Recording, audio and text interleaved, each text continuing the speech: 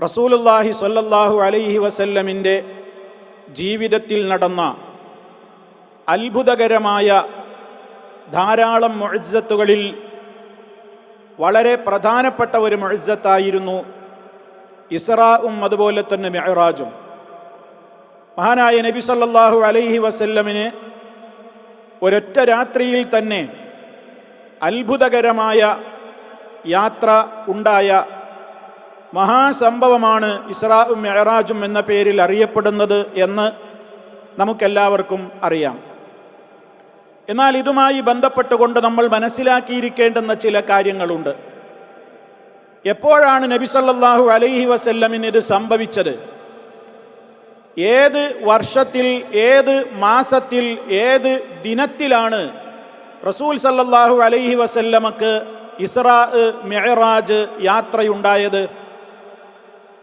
പണ്ഡിത ലോകത്ത് ധാരാളം അഭിപ്രായ വ്യത്യാസങ്ങൾ ആ വിഷയത്തിൽ നമുക്ക് കാണുവാൻ സാധിക്കും. മഹാനായ ഇബ്നു ഹജറുൽ അസ്ഖലാനി റഹിമഹുല്ലാ അവിടുത്തെ ഫത്ഹുൽ ബാരിയിൽ 10ഓളം അഭിപ്രായങ്ങൾ ഈ വിഷയത്തിൽ രേഖപ്പെടുത്തിയിട്ടുണ്ട്.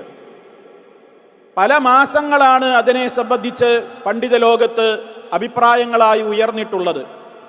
റമദാനിലായിരുന്നു എന്ന്, അതുപോലെ തന്നെ റജബിലായിരുന്നു എന്ന്, റബീഉൽ അവ്വലിലായിരുന്നു, റബീഉൽ ആഖിറിലായിരുന്നു എന്ന് പല വിധത്തിലുള്ള അഭിപ്രായങ്ങൾ നമുക്ക് കാണുവാൻ സാധിക്കും.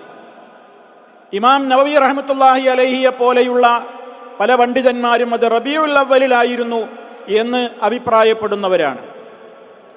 റജബ് 27-നായിരുന്നു അത് എന്ന് ഖണ്ഡിതമായി ഒരഭിപ്രായമായ നിലക്ക് പ്രമാണങ്ങളുടെ വെളിച്ചത്തിൽ സ്ഥിരപ്പെട്ടു വന്നിട്ടില്ല.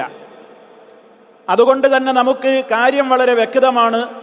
ഇസ്റാഉം മിഅ്റാജും എന്ന് പറയുന്ന അത്ഭുതകരമായ ആ മുഅ്ജിസത്തുകൾ സംഭവിച്ചിട്ടുണ്ട് എന്നുള്ള കാര്യത്തിൽ സംശയമില്ല.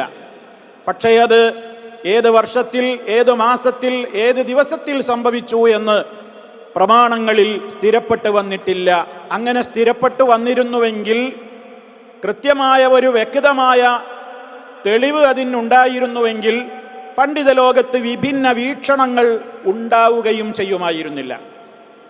ഇനി സഹോദരന്മാരെ, ഇനി റജബ് 27-നായിരുന്നു മിഅ്റാജും ഇസ്റാഉമൊക്കെ ഉണ്ടായത് എന്ന് സ്ഥിരപ്പെട്ടാൽ തന്നെയും നാം ചിന്തിക്കേണ്ടുന്ന ഒരു പ്രധാനപ്പെട്ട കാര്യം, ഇതാർക്കാണ് ഉണ്ടായത്? മഹാനായ റസൂലുള്ളാഹി സ്വല്ലല്ലാഹു അലൈഹി വസല്ലമിന്. അവിടുന്നാണല്ലോ ഈ യാത്ര കൊണ്ട് അനുഗ്രഹിക്കപ്പെട്ടത്.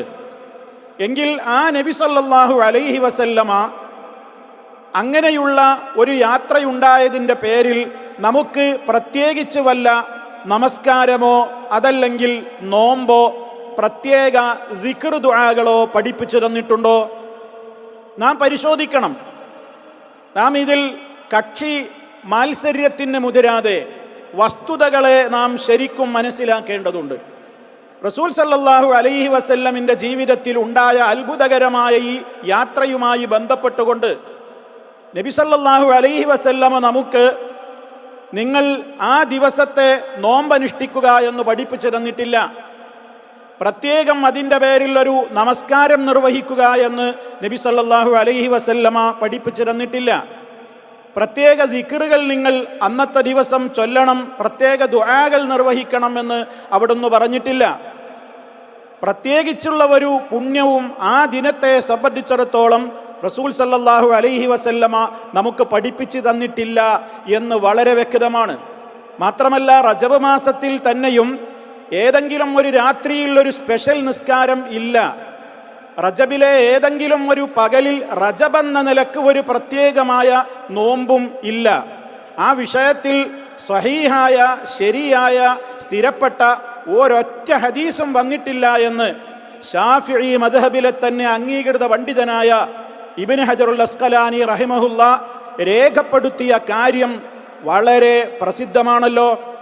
അദ്ദേഹം തന്നെ പറഞ്ഞിട്ടില്ലേ, ലം യരിദ് ഫീ ഫളലി ശഹരി റജബിൻ, റജബ് മാസത്തിൻ്റെ ശ്രേഷ്ഠതയെ സംബന്ധിച്ച് വന്നിട്ടില്ല.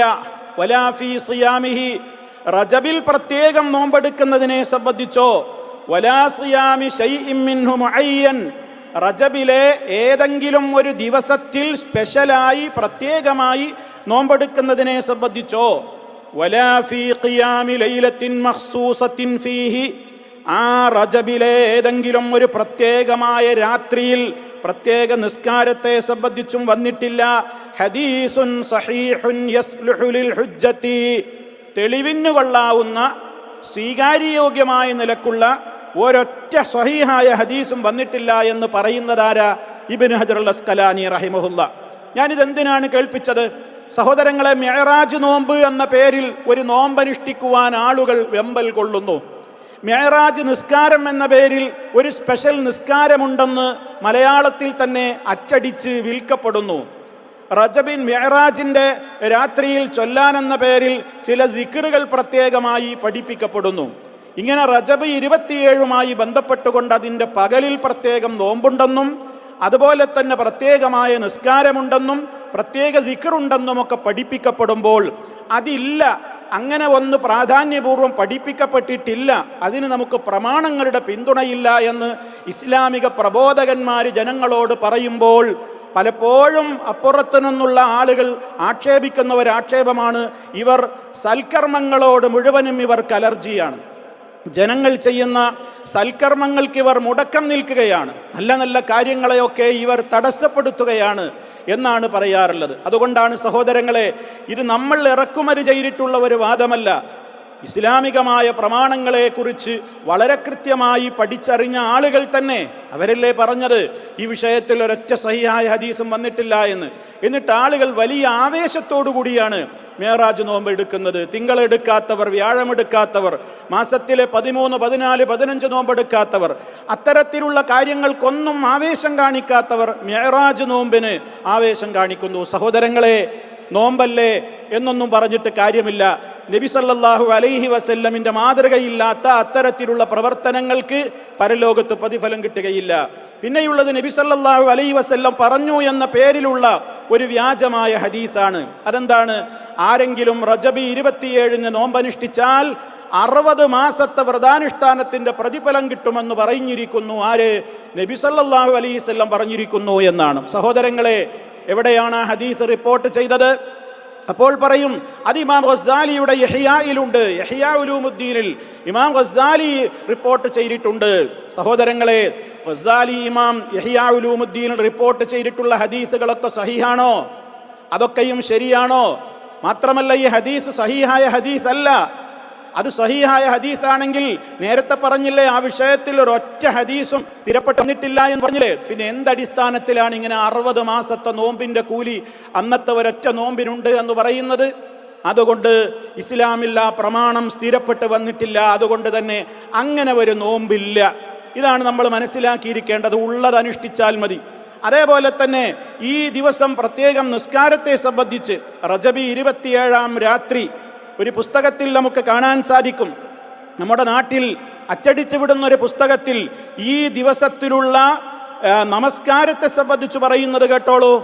റജബ് 27 രാത്രി ബ്രാക്കറ്റിൽ മേറാജ് രാവ് ആരെങ്കിലും 12 റക്അത്ത് നിസ്കരിക്കുകയും എല്ലാ റക്അത്തിലും ഫാത്തിഹയ്ക്ക് ശേഷം ഏതെങ്കിലും ഒരു സൂറത്ത് ഓതുകയും നിസ്കാരത്തിൽ നിന്ന് വിരമിച്ചാൽ സുബ്ഹാനല്ലാഹി വൽഹംദുലില്ലാഹി വലാ ഇലാഹ ഇല്ലല്ലാഹു വല്ലാഹു അക്ബർ എന്ന് 100 പ്രാവശ്യവും അസ്തഗ്ഫിറുല്ലാഹ് എന്ന് 100 പ്രാവശ്യവും നബി സല്ലല്ലാഹു അലൈഹി വസല്ലമയുടെ മേൽ 100 പ്രാവശ്യം സ്വലാത്ത് ചൊല്ലുകയും ശേഷം അവൻ്റെ ഇഹപര കാര്യങ്ങൾക്ക് വേണ്ടി പ്രാർത്ഥിക്കുകയും പ്രഭാതത്തിൽ നോമ്പുകാരനാവുകയും ചെയ്താൽ അവൻ്റെ പ്രാർത്ഥനയ്ക്ക് ഉത്തരം ചെയ്യുന്നതാണ്.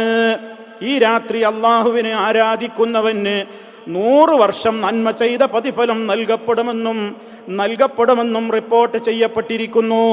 ഉസല്ലി സുന്നത്തൽ മിഅ്റാജ് റക്അത്തൈനി ലില്ലാഹി തആല.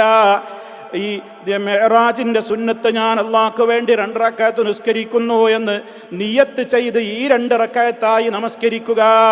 നോക്കണം നിങ്ങൾ, ഇതെങ്ങനെയുള്ള ഇങ്ങനൊരു നിസ്കാരം ആരാണ് പഠിപ്പിച്ചതെന്നത്? നബി സല്ലല്ലാഹു അലൈഹി വസല്ലം പഠിപ്പിച്ചോ? സഹാബത്തിന് അത് മനസ്സിലായോ? അവരത് ചെയ്തോ? ഈ 4 ഇമാമിങ്ങൾക്ക് മനസ്സിലായോ? മഹാരഥന്മാരായ താബിഈങ്ങൾക്ക് മനസ്സിലായോ? അപ്പം അതുകൊണ്ട് സഹോദരങ്ങളെ, നിസ്കരിക്കുന്നത് മുടക്കാനോ നോമ്പ് നോൽക്കുന്നത് ഒഴിവാക്കിക്കുവാനോ വേണ്ടിയൊന്നുമല്ല ഈ പറയുന്നത്. ഉള്ളത് ചെയ്താലേ പരലോകത്ത് പുണ്യം കിട്ടുകയുള്ളൂ. അതല്ലാതെ മേറാജ് നോമ്പ് എന്ന പേരിൽ ഒരു പ്രത്യേക നോമ്പ്, അതുപോലെ തന്നെ ഒരു പ്രത്യേക നിസ്കാരം, ഈ രൂപത്തിലൊക്കെ നമ്മൾ പ്രവർത്തിച്ചിട്ട് അള്ളാഹുവിൻ്റെ റസൂൽ സല്ലല്ലാഹു അലൈഹി വസല്ലമയുടെ മാതൃകയില്ലാത്ത കാര്യങ്ങൾ ചെയ്താൽ അത് തള്ളപ്പെടുന്ന കാര്യങ്ങളാണ്. അത് മനസ്സിലാക്കുക. അതല്ലാതെ ഇതിലൊക്കെ എന്ത് പറയുമ്പോഴേക്കും താഴെ കുറെ തെറി പറയുന്ന അല്ലെങ്കിൽ നന്മ മുടക്കികളാണ് എന്നൊക്കെ കമൻ്റ് അടിച്ചതുകൊണ്ട് കാര്യമായില്ല സഹോദരങ്ങളെ. വസ്തുതകൾ ശരിക്ക് മനസ്സിലാക്കുക, ഇസ്ലാമിൽ ഉള്ളത് നിർവഹിക്കുക, ഇല്ലാത്തത് ഇതിലേക്ക് കൊണ്ടുവരാതിരിക്കുക.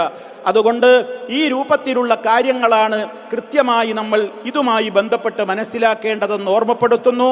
സത്യം മനസ്സിലാക്കുവാനും അത് സ്വീകരിക്കുവാനും അസത്യത്തെ അസത്യമായി തന്നെ കണ്ട് അത് തള്ളിക്കളയുവാനുമുള്ള തൗഫീഖ് അള്ളാഹു നമുക്ക് പ്രദാനം ചെയ്യുമാറാകട്ടെ.